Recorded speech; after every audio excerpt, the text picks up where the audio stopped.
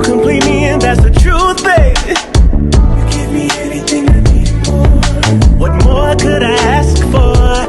And we both know that it's honorable for a man and a woman. Mungu awabariki.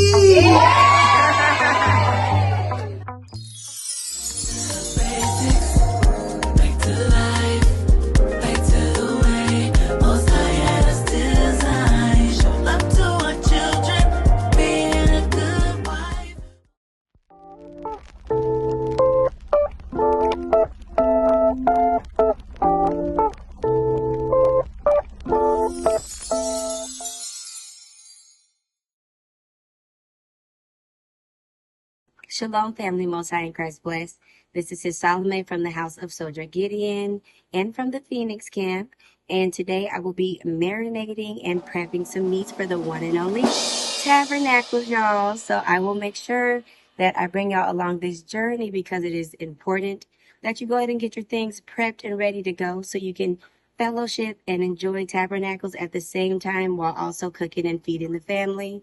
So just make sure, you're prepared and you're ready to go. And I will be showing you today how to marinate and prep all of those meats. So come along with me.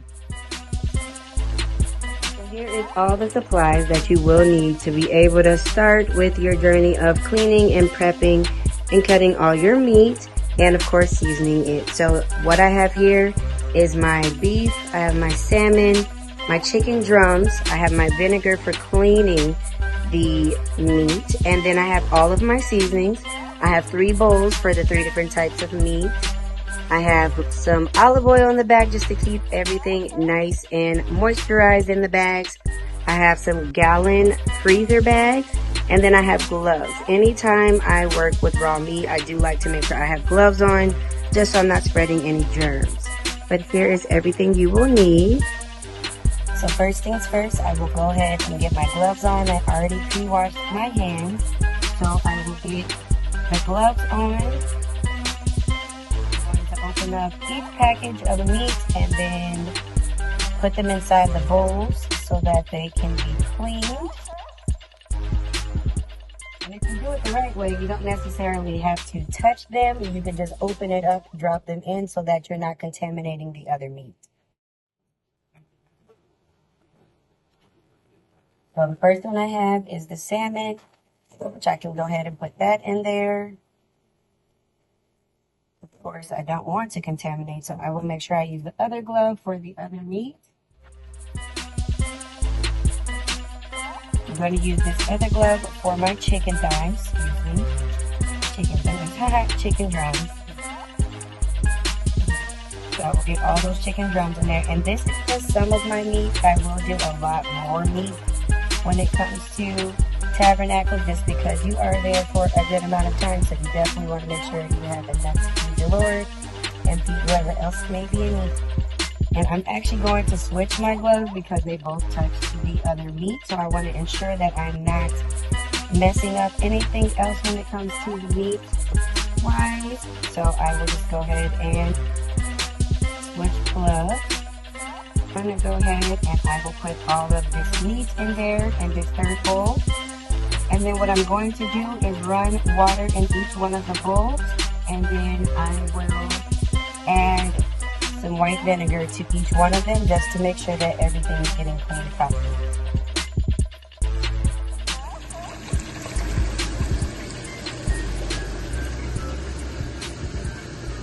Okay, and usually I do let them all sit a different amount of time, so I'm gonna let my chicken sit for about 5 minutes. My salmon, I'll let it sit for about 2 to 5 minutes, and then my beef, not so long, probably about 3 minutes or so. And I just let that vinegar sit in there, clean anything that isn't all the way cleaned out or anything that's inside that may be bacteria. And then I will go ahead and rinse them all off individually, and I will season each one of them. I'm going to go ahead and clean each one of these meats to make sure they don't taste too vinegar-like. Of course, you want to clean them out, but you also don't want to use a crazy amount of vinegar. So I rinse each meat very thoroughly.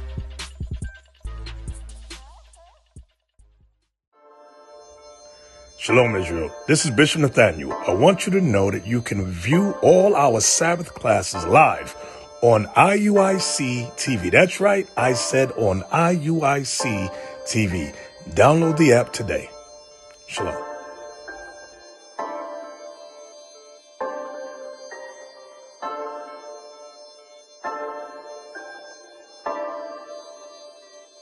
My familia is the 12.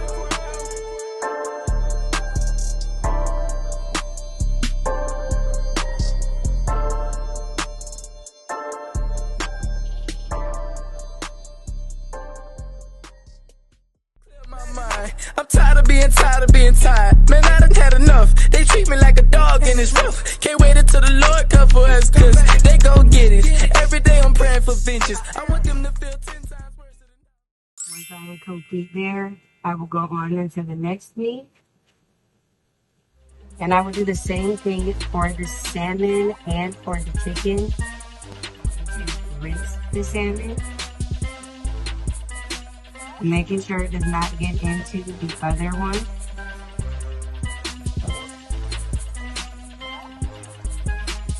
Lastly, I have my chicken, which I will take a rub for.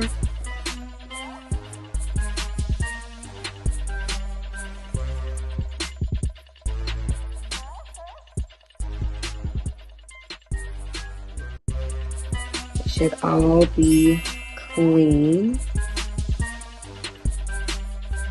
So first things first, I'm going to add a little olive oil into each one of these.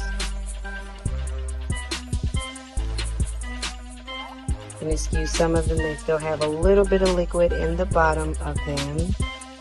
And I'm going to rub all of them last just so I can go ahead and get this seasoning on them. So I'm going to do a lemon pepper on my chicken, because we love some lemon pepper on our chicken when we are going to be grilling them. We still love the lemon pepper vibe. I put a little Lari seasoning on there. And then we go with the usual onion powder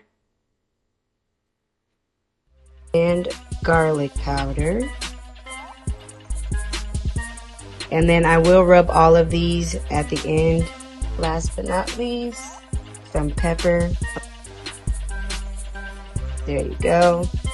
And then for my salmon, since I am going to be making salmon tacos with this, I wanted to make Cajun salmon. So I am going to add Cajun seasoning to that. And that is the Cajun seasoning, Louisiana brand. Add a tiny bit of Lari's to that. And I will add a little bit of lemon pepper because lemon always makes it that much better. The garlic in there. And the onion powder. Alright, so that is that one. Lastly, I am going to do my beef round. Everybody say it different, but Worcestershire sauce, however you say it. Put a little bit of that in there. Gonna do my salt. Not overdo it. You want to do a little less salt and add salt as you go. You don't want to over salt it. I'm gonna do my black pepper in there. I am going to do a little cayenne because I like my stuff to have spice, which I will probably add to the rest. Some cayenne to that, which I am going to add to the rest, y'all. Can't lie. I like cayenne on all my food because I like to keep it spicy. We're gonna also do that onion powder. And then garlic powder on there. Alright, and then what I'll go ahead and do is I will massage it into all of my meat and add more if needed. So you're going to massage your meat. And I will come back when I have massaged all of them. So here's all the meat bagged up and seasoned, and I may double bag it just because it will be in the cooler, so I don't want it to contaminate anything. So here's all the meat done.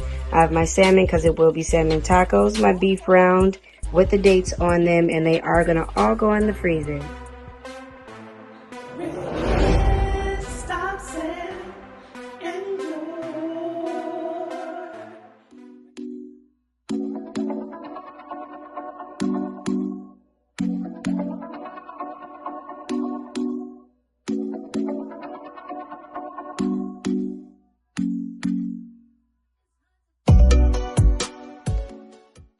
Behold, the Israelite woman, timeless, regal, unshaken.